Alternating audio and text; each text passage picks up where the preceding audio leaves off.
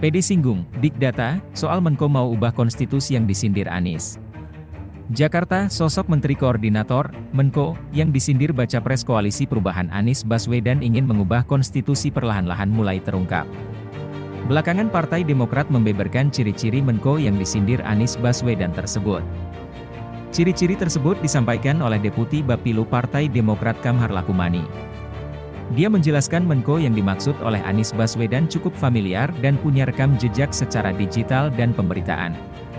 Itu sebenarnya cukup familiar kalau rajin mau cari jejak digital atau pemberitaan, kata Kamhar kepada wartawan di acara diskusi Trust Indonesia di Hotel Wis Cikini, Jakarta Pusat, Senin 20 Maret.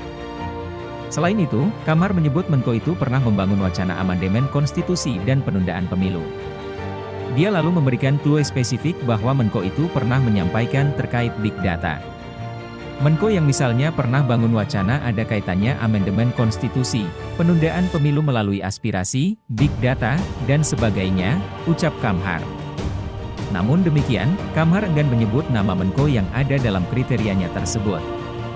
Ia menilai publik sudah mengetahui tanpa dirinya harus menyebut nama Menko tersebut secara terang. Orang Indonesia khususnya yang punya literasi yang baik, karena Menko yang begitu kan ada, kata dia. Itu sudah jelas, jadi enggak usah diperjelas lagi, tambahnya. Satire Jubir Luhut. Jubir Luhut Binsar Panjaitan, Jody Mahardi, sebelumnya sudah sempat merespons pernyataan Anies terkait Menko ingin ubah konstitusi dengan satire. Jody menyindir Anies sedang melontarkan teka-teki. Ya ini teka-teki yang harus bangsa Indonesia pecahkan bersama, kata Jody saat dihubungi, Sabtu 18 Maret. Jody menyebut yang dibutuhkan Indonesia saat ini bukan teka-teki, melainkan keberlanjutan dan kejelasan. Kedepan yang Indonesia butuhkan itu adalah keberlanjutan kejelasan bukan teka-teki, ujar dia. Pernyataan Anies Baswedan. Sebelumnya, Anies Baswedan menyebut ada Menko yang secara terang-terangan berbicara tentang perubahan konstitusi. Sindiran itu disampaikan Anies saat menjadi pembicara dalam dialog kebangsaan Kahmi Jaya, Ancol, Jakarta Utara, Kamis 16 Maret malam. Saya rasa kualitas demokrasi kita itu tidak menurun. Tetapi orang-orang yang tidak komit pada demokrasi sekarang lebih berani untuk mengungkapkan pikirannya, kata Anies. Anies mengajak semua pihak yang komit dengan demokrasi untuk lebih lantang menyuarakan. Dia pun menyinggung ada sosok Menko yang justru bicara ingin mengubah konstitusi.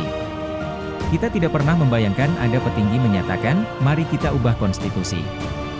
Nggak pernah kita membayangkan. Kalaupun ada, itu pertemuan ruang-ruang tertutup bukan?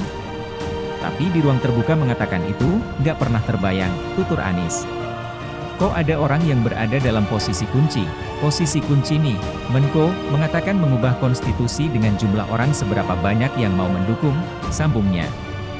Oleh karena itu, Anies mengajak semua pihak untuk melawan narasi-narasi yang beredar. Dia mengatakan kini banyak tokoh yang lantang menyuarakan kemunduran demokrasi.